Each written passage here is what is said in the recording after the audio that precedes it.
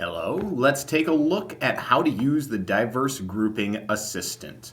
Pretty simple here. This tool is designed to allow you to create groups that have diversity across a range of different characteristics. For instance, you can get a mix of achievement levels, of learning styles, thinking styles. Let's take a look at what those look like.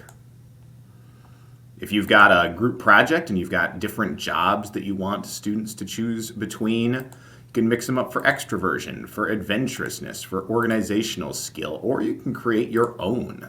Lots of different options here. The key is that you want to get diverse groups created.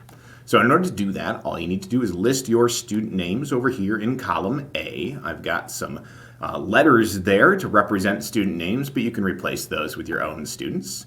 Then for each student, you are going to pick, or you are going to have them pick, depending on what's appropriate for your situation, where they fall on this spectrum. I'm not putting a ton of thought into it here, but you can put a little more thought into it when you do it. But once you've got your students tagged, what the tool will do is it will try to figure out how to maximize the diversity in each group. So you get a mix, in this case, of students who are at different levels of mastery so that they can help support each other in understanding the concepts that you're working with.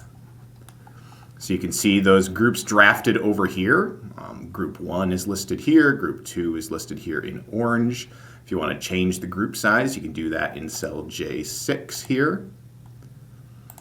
And again, each of those groupings tries to maximize the diversity with regard to the characteristic that you have chosen to use. Of course, you can look at that group list. If there are personal conflicts, you want to make sure two students are together, you can do some shuffling around, but it gives you a great diverse draft that you can use to build effective groups. Enjoy!